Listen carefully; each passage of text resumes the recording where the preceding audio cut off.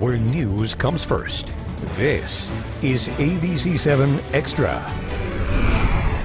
Good evening, I'm Maria Garcia. Welcome to ABC-7 Extra.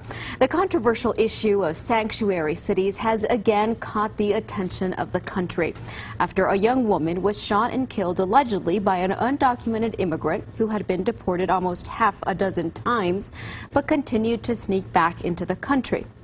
Now, this topic is so fraught with stereotypes and dangerous generalization that few people really seek to elevate the conversation. And instead it becomes a political weapon. Presidential hopefuls now using the example as political ammunition against what they call lax immigration policy. Sanctuary cities refers to cities in which local law enforcement purposely don't ask for a person's immigration status and don't report undocumented immigrants to the federal government. But we learned it's not that black and white. We're going to get to that in just a bit. Our panel tonight includes Dr. Josiah Heyman, the director of UTEP's Center for Interamerican and Border Studies, and Adolpho, chair of El Paso's Republican Party. You can email us your comments and questions now to ABC7Xtra at KVIA.com. You can also reach us by phone at 915-496-1775. On Twitter, tweet me at MariaGABC7. Before we get to our discussion, let's take a look at some research we did this week. We wanted to know, with El Paso considered a sanctuary city, could something like that happen here? Sheriff Richard Wiles told us El Paso is a sanctuary city in the sense that law enforcement does not ask for immigration status. But unlike other cities, he says, law enforcement agencies do work together here when criminals are released. I'll never get to tell my sister that I love her again. A brother grieves for his sister, who authorities say was killed in the sanctuary city of San Francisco by Francisco Sanchez, an illegal immigrant who had been deported 5 times. My job is to deal with the community safety in El Paso, and to do that I need the cooperation of everybody here. When the San Francisco Sheriff's Office dropped a drug charge against Sanchez, they failed to notify the feds, who wanted to deport him after spending time in federal prison for repeatedly sneaking back into the country. Could that happen? No, it would not have. Why wouldn't it happen? Well, because, you know, we don't want to release criminals back out on the street. Clearly, the federal government had an interest in that individual, and when the state charges were cleared, we would have immediately notified them, and they would have come and gotten them before we would have released them. El Paso Sheriff Richard Wiles said there are 2 ways the federal government determines if there is someone in jail here they have an interest in. One is they get a copy of our booking list that we produce every 24 hours. It's public record. Anybody can have access to it. And they review that, and if there's somebody of interest, they'll come and interview them, and we allow them access into the jail, and they can put a detainer. Wiles says they electronically send fingerprints to the state and federal governments of anyone booked on a Class B misdemeanor or above. We need to work with the federal government to make sure that we do what's in the best interest of the community. To release that person back into the community is a shame, and clearly in this case, it resulted in the death of a 32-year-old woman.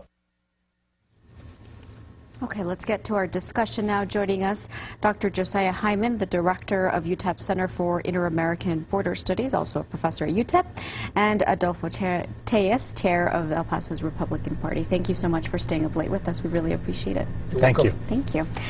So, Mr. Tejas, I want to start with you. Republicans this week announcing they want to punish so-called sanctuary cities. Senator Ted Cruz proposing a measure that would essentially take away federal funding to sanctuary cities, and he's trying to attach that to a federal education bill. Is that fair? I do think it's fair. If you look at what sanctuary cities are there because of immigration issues, immigration law that hasn't been updated in years, and it needs to get updated. Republicans believe in fairness. They believe in immigration, legal immigration, and we also believe that this is a country of laws, and you have to live by the laws.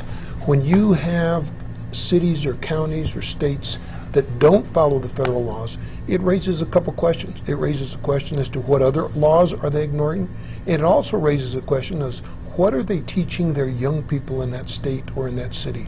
What are they teaching the immigrants that are coming in?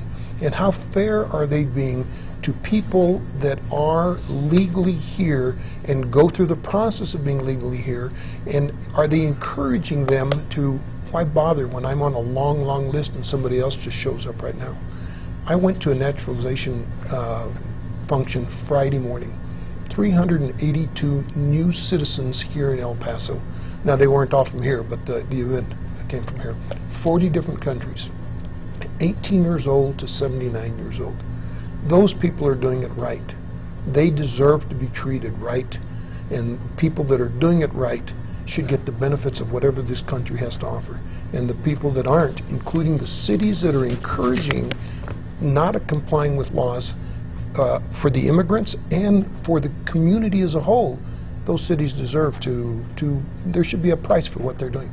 Dr. Heyman, I want you to respond to that. We hear that over and over. Opponents of sanctuary cities say law enforcement, local law enforcement, is setting a dangerous precedent by deciding which federal laws they can enforce and which ones they can't. What do you say to that? Well, I feel really tremendous sympathy for the family in San Francisco, and as a father.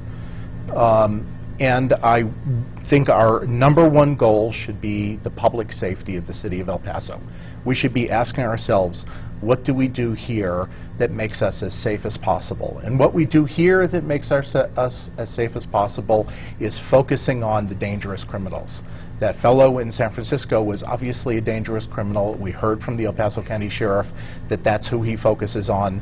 What is the problem is taking people who get traffic tickets, having police out checking immigration status of people who are on traffic stops, taking people who are in the jail who get Class C misdemeanors, traffic tickets, minor offenses, driving without a license.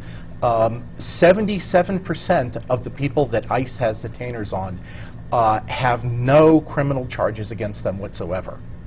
8.6%, a tiny part of it, are the ones who have Type 1 criminal charges. And that's because ICE has been misusing the detainers, basically because it's easy and simple and lazy, but the courts are beginning to rule that you can't just hold somebody indefinitely without a criminal charge. Okay, but in San Francisco, bottom line, a dangerous person, law enforcement says, a dangerous person was put back into society when the federal government clearly wanted to prevent that. It's one thing not to ask for immigration status, another thing not to cooperate with federal law enforcement. Right. So what we have here in El Paso is a workable system. What we have here in El Paso maximizes the public safety, and that should be our goal. What we have is a system that identifies just those high priority, dangerous criminals out of the people who go into the law enforcement system, and those are turned over to the federal government. Okay. Adolpho, I want to have you respond to that. There are different levels of sanctuary cities. I mean, you can't just say sanctuary cities and say that all 200 of them who have some level of protection for immigrants are all the same. For example, Paso, San Francisco, both call sanctuary cities, but clearly they have very different policies. We heard from Sheriff Richard Wiles saying how closely they cooperate with federal law enforcement here to make sure that people who are seemingly dangerous aren't put back into our community. So isn't that a good balance, what El Paso already does? I'm very proud of what El Paso's been doing. I think that our law enforcement in El Paso, because we are so close to the border, has been very aggressive about responding anytime there's an issue in this community. When something occurs where there's a risk to property or to people, they are there, and they're, I want to say en masse, but there's always more than one. You can see where there's an incident, there's 2 or 3 police cars there, or sheriff, or other, border patrol, whatever it takes. And that's a good thing. It's not a bad thing, because I think the security of our people here, but our country as a whole, are important. But you agreed with the first question, which was, should sanctuary cities be punished? And under the bill or the amendment that Senator Ted Cruz is filing, El Paso would be punished, even though we're not the same as San Francisco in terms of how we define sanctuary city. I think everything is there. Everything is not black and white, okay? And there are different degrees and different levels. One of the comments that the doctor just commented on was that, you know, when people get stopped for a traffic violation, they don't have a criminal record. But if they're here illegally, they've broken the law once, and then they're driving without a license or without insurance or something else, they've broken the law again. You know, how far do you go to make them a criminal? The concern I have is we have families here. We need immigration law changed. It should have been changed in the first 2 years of our existing president when he had control of the House and the Senate, and they all felt the same way. It didn't get done. We need to put some emphasis on that. But what's important is if you came here illegally, there should be a price that you have to pay for that. And maybe that means not being a citizen. Maybe that means just having a work permit. I don't know what the answer is. But the children that are here, because they were brought, they didn't commit a crime. When is that going to happen? I mean, really what we have now is Donald Trump setting policy for this country. We have Donald Trump's publicity needs for his political campaign running the policy for this country. So instead of having a reasonable discussion over how to have as safe a community as possible, we have the political future of Donald Trump driving the rhetoric. And the political future of Donald Trump is very, very misleading. I mean, El Paso is definitely the safest, largest city in the United States. It's been the safest, largest city 4 years in a row. San Diego is the second safest city. It's also on the border. Immigrants have much, much lower crime rates than native-born. I think if we really want to have a useful discussion here, we should be asking what goes on with children who are born in this country that their crime rates are increasing. But I can tell you, young adult immigrants, teenage immigrants, have crime rates that are a third those of comparable native-born. And you know, Donald Trump's rhetoric about Mexicans, which frankly is amazingly prejudicial, being criminals, rapists, and so forth, is not true in terms of the facts, and it's going to damage a very successful model that we have for public safety. I'd like to comment on that a little bit, because I agree with the comment about Donald Trump. However, the benefit that's come out of what he's done is he has broken a glass barrier where you cannot criticize. I think historically, if you criticize our president, if you criticize our Congress, you're labeled right away. You're labeled as a bigot, or you're discriminatory, or you're labeled. He has just opened it all up. Incorrectly, inappropriately, and filled with falsehoods. I am personally offended by what he said, and I'll put that on the table. Well, you know, this week, Trump dismissing concrete evidence that El Paso is safe and presenting the city again as a lawless place. And so there's a portion specifically of the political right who is not debating the validity of this issue with facts, but some would say with fear-mongering and with perception. What would you say to that? Like I said earlier, I think nothing is black and white. You're going to find extremes on anything. You're going to find some extremists on the left that are just, everything is okay, there's no problems any place in this country in spite of what occurred in San Francisco. And you're also going to find people on the right, as far right as you want to go, that are very, very conservative, and they're concerned about where things are going. There is a happy medium someplace in between. We need to find that, and we need to fix immigration. It needs to be a priority. I don't think it'll occur until after the 2016 elections, and then that depends on who gets elected. But it's a concern, and a serious concern. It's an issue that needs to be addressed, and I think there are good suggested solutions out there, general solutions, specifics haven't been drawn up, that would work in this country. Okay, I want to take a phone call. Juan on the east side is on the phone. Hi, Juan. What's your comment or your question? This is a matter of public safety, and we, not just Mexicans or Americans, also Europeans and Asians need to be kicked out because of criminal history here illegally breaking the law. And we have to take this public safety issue seriously and stop kidding ourselves.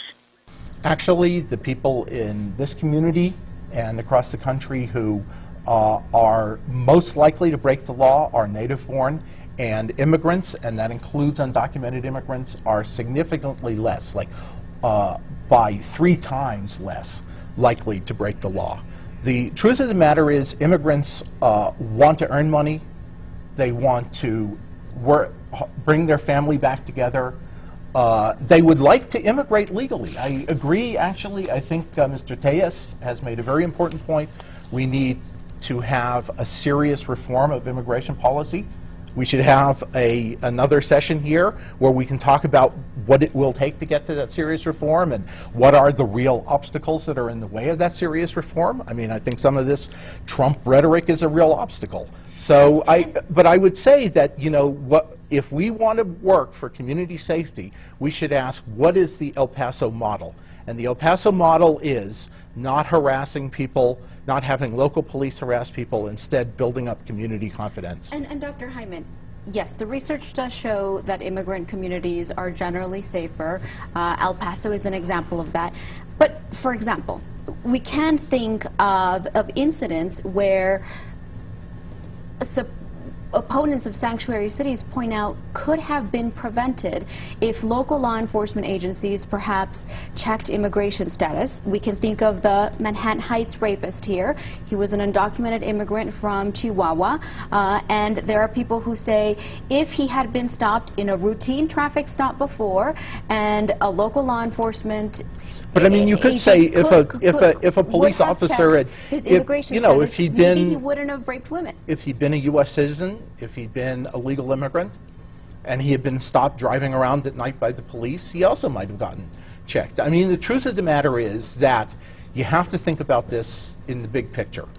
You know, when we're talking about in the El Paso area, many hundreds of thousands of people, when we're talking about nationally, millions of people, there's room for all kinds. I mean, this fellow in San Francisco appears to be seriously mentally ill. Okay. And I think the truth of the matter is that, of course, there are people with bad criminal records who are undocumented. There are more people with bad criminal records who are legal. And there's many more people with bad criminal records who are citizens. We really need to focus on the people with the bad criminal records. Which and I Richard think Weil says he's doing. And I was about to say that, and I think what we're doing here is we're identifying the ones with criminal records. The local police are, and they're turning it over to the proper authorities. San Francisco didn't do that. They're the extreme, and that's what needs to occur. It doesn't matter who you are, but people, they need to look into your background, and if you're have done something that you're not supposed to do, then you need to go to jail. You need to be deported or whatever the appropriate. There were some very strange decisions made in the San Francisco case, and not just by San Francisco. The Federal Bureau of Prisons, instead of directly turning this fellow over to ICE, sent him to San Francisco for a 20-year-old marijuana charge. They didn't even have the evidence anymore. It's almost as if the Bureau of Prisons, I'm almost certain the Bureau of Prisons did want to get rid of some cost. Okay. I think there was some budgetary shuffling that ended up with somebody being killed. And I really don't think you can build a policy around that kind of bad operation. Okay, we'll be right back. We're going to take more of your phone calls. We have Daniel waiting on the line, so stay with us. You're watching ABC-7 Extra. You can call us at 496-1775, email us at ABC7Extra@KVIA.com, or tweet me at Maria G ABC7. Before we let you go, let's listen to Sheriff Richard Wiles a little bit more, leading us into commercial break. My job is public safety for this community, and I don't want to let a criminal hit the street when there's a pending interest from another law enforcement agency. That just doesn't make any sense to me. I mean, if an undocumented immigrant's coming over here to commit crime, that's the kind of individual we don't want in our community. Welcome back to ABC-7 Extra. We're talking about sanctuary cities tonight. Let's go to the phone lines. We have George. I believe it's from the west side, if I heard correctly. George, what's your comment or your question? When people are here illegally, they are breaking federal law right there, whether they are criminals or not. Thank you. George from Central, I'm sorry, it was Central saying if people are here illegally, they are breaking the law. They're breaking federal law. That's absolutely correct. And the federal agencies are assigned to handle them and process them. So the question is, should local police, county and city police be involved with that enforcement? And there the problem is that you don't want to lose witnesses. You know, there are people who have been witnesses to murders who have been deported before they were able to testify. They're concerned that people won't you know, the word will get around, people won't report crimes. I actually think one of the most effective ways to prevent criminality from coming across the border is to have an immigrant community here that is alert, will feel confidence in local law enforcement, and will report things that they see are suspicious, stash houses, weapons, dangerous people. And so what we want to do is let the federal authorities do federal law and let the local authorities do local law. Yeah, I question that a little bit, I guess, because if the people are afraid to report it, it's because they're here illegally. If they weren't here illegally, they wouldn't be afraid to report issues. And that's the problem and the point that the gentleman made. If they're here illegally, they've committed a crime. And that was my point earlier. And then you stop them for something else, and they should be turned over, or I should be notified and seeing if they want to pursue it. If they are involved in another crime, I agree with that. If they're a witness or somebody that's going to participate in a trial, the law enforcement agencies need to work together to make sure that that person stays around. But again, it's the illegal immigrants that are here that are the concern from a criminal perspective. They're not a concern in my perspective from doing a lot of bad things, because I think they're like any other section or segment of our population. There's good and there's bad. The majority of those people are good people. They're just trying to make a living in life. But because they're under the law, they're not going to report things. Right. So that, but again, if we took care of that through taking I think we agree that we need that to concern get would people go out. away. That We do concern need would to go get away. people out from the shadows. We absolutely We do. agree. So one question is, what do we do in the meantime? I mean, what kind of local policy does a place like the city of El Paso, Doña Ana County, El Paso County, Otero County, what kinds of policies do these jurisdictions have in the meantime? I think we need to enforce the laws, because what's occurring is the rest of the countries know that we are not enforcing those laws. And just like this gentleman in San Francisco, using that term loosely, he knew that he would not be deported if he went to San Francisco, so that's what he says where he went.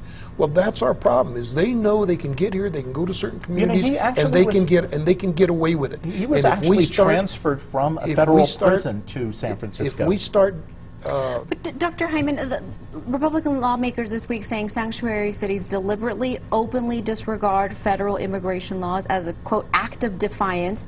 So people say there's something even just philosophically wrong with the law enforcement agency turning its back on federal law. You know, the problem is this, and this is going to be a little bit technical, but is very, very important. They put on something called a detainer, and the detainer says, after somebody has been handled for whatever violation, if it's driving without a license or it's a felony, once they're done with that, you have to keep them in jail. Okay, they're detained. They can be detained indefinitely. And all of those jurisdictions on the West Coast, not here, but all those jurisdictions on the West Coast have been told that those detainers are unconstitutional. In the Ninth Circuit, and there's a good reason to think they're unconstitutional. It is maybe we want to turn over criminals to federal authorities, like the sheriff does here. People who have higher level offenses, turn them over when they're released from the jail. But holding people on those detainers means holding somebody for no charge, with no chance of making bail, and indefinitely. And that's pretty definitely unconstitutional. It's starting to work its way through the courts. This is really a broken system. Let's talk about the Constitution. The Constitution was made for the citizens of the United States. It was not made for people that are here that are illegally here. And that's the concern. If there's a reason to hold them, then they should be held, because if they are here illegally, they've committed a crime. And if we need to hold them, then we need to hold them. The Constitution, in the Bill of Rights, and it's our rights, it's your rights, it's my rights, all of us here, speaks of people in the United States, all persons. The one that applies to the United States. We, the no, people all persons of the United States. All persons in the United States. It's of the United States is the way it starts. And yes, that's how the preamble starts. But the Bill of Rights refers to the rights of persons in the United States. We have to take a quick break. When we come back, we're going to hear from Norman on the east side, our caller waiting. Stay with us. You're watching ABC-7 Extra. We'll be right back. Welcome back to ABC-7 Extra. We're having a lively and important discussion on sanctuary cities tonight. Let's go to Norman on the east side. Norman, what's your comment or your question? Yes, I'm calling to find out what the liability of the city of San Francisco is. If I was a family member, I would be suing the city of San Francisco. Thank you very much. If I was a family member, I'd be suing them also. I don't know what their liability is. I'm not an attorney, but I certainly would be upset about it. Very, very upset, including to the point of filing legal charges against anybody that was related to it. I think it's very plausible we'll see it. We might see a civil suit. I think we'll find out, and yes. appropriately so. Right. But it opens a question about, do sanctuary cities open themselves up to costly liability? But the use of the detainers has also opened people up to costly liability. In fact, that's the principal reason that jurisdictions have pulled back from detainers, and especially when they've pulled back from detainers for minor charges, for Class C misdemeanors, like El Paso doesn't. And the reason is that they've been repeatedly sued and lost for holding people without charges. And that has absolutely happened. I think San Francisco may be in some trouble over this, but I will tell you that going the other direction, the courts are increasingly saying that the current system doesn't work. We need something that is really more focused on criminal charges. Let's go to Carlos on the west side on the phone. Carlos, what's your comment or your question? We all understand that there's procedures. If you break the law and if all those procedures work, the system would work. What about a discussion from the Republican side about what would happen to the economics if we don't resolve this immigration issue with regards to the agriculture business? I'd be glad to respond to that. I think that you know, the Republican Party is always, like I said in the beginning, has always believed in fairness. And I think if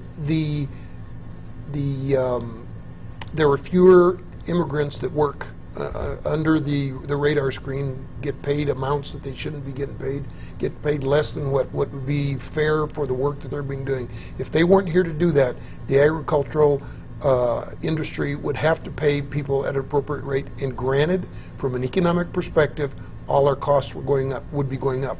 But that's no different from trying to raise the minimum wage from what it is today to $15 an hour. The commodities that they would pick if they were U.S. citizens, the price would go up, and we as citizens would have to pay for that. But I think that would be appropriate. I think people would be better off if they were working legally.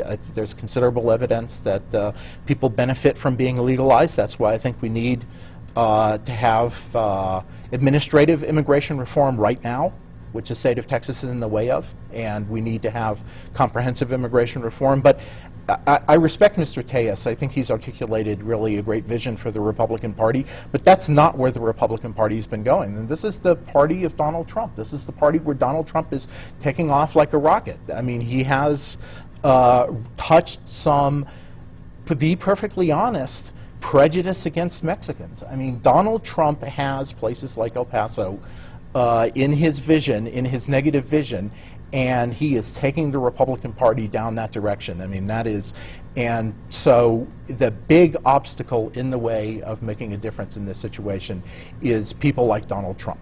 I'd like to point out, though, that he does not speak for the Republican Party as a whole. I certainly Like I said earlier, yeah. There's extremes. He happens to be one of the extremes. If you go to But he went up in popularity after his comments. I mean, clearly there's something about his messaging that is resonating with the Republican core.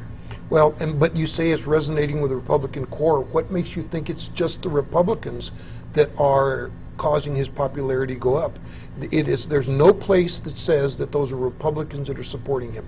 It's the general population that's being evaluated to determine why his popularity is going up. So you can't blame the increase in popularity just on Republicans. But you'd be hard-pressed to find a Democrat or even a moderate who would say, after he said those comments, I was all for Donald Trump. I don't think you would be hard-pressed. I think what we find, especially in a community like El Paso, we have people in this town that have values. We have people here that believe in fairness, and they vote Democrat because that's where the options are, because the Republican Party has not put people up in the past, and we're working on that, and we're going to do that. But I think a lot of people have values, and especially Hispanics. They have true family values. They believe in a lot of the concepts and the beliefs and the positions that the Republican Party has. If you look at the party platforms, The Democrats have completely eliminated God from their platform. The Republicans have not. And I think a lot of people know that, and a lot of people don't know that, and that's why they continue to vote Democrats. But I have to say that it's not the Republicans that are just supporting what Trump is doing. Deporting people over traffic tickets, which is what's happening by the hundreds of thousands in this country, and has happened under a Republican president and happened under a Democratic president. Deporting people for traffic tickets, breaking up families, those are not family values. Breaking up families are not family values. And nobody said that they should be deported. I didn't say that. But what I'm hearing That's what's at stake in this question. What I'm hearing from you is that it's okay to break the law and leave the people here when they get a ticket. One of the things I said earlier is we need to deal with the immigration, and we need to figure out how to deal with the family issues. I agree with that. But today we need to enforce the law because we are encouraging people that aren't here to continue to come here. And that's reality. You can look at the numbers, and it's reality. And we were saying, you know, you say there are certain policies like sanctuary cities that encourage people to stay, but there are whole industries, some would say, like we mentioned, the agricultural industry, that rely on immigrant labor, that incentivize also illegal immigration. I mean, there are powerful economic factors at work here. And unfortunately, my director's telling me we're out of time, so I'm going to have to let you go. Thank you so much. We went a little bit over. Thank you so much, Dr. Heyman. Yeah, of course. For Thank coming you. in. Yeah. Thank you, and we hope you found this discussion informative and enlightening, and we'll see you next week. Bye-bye.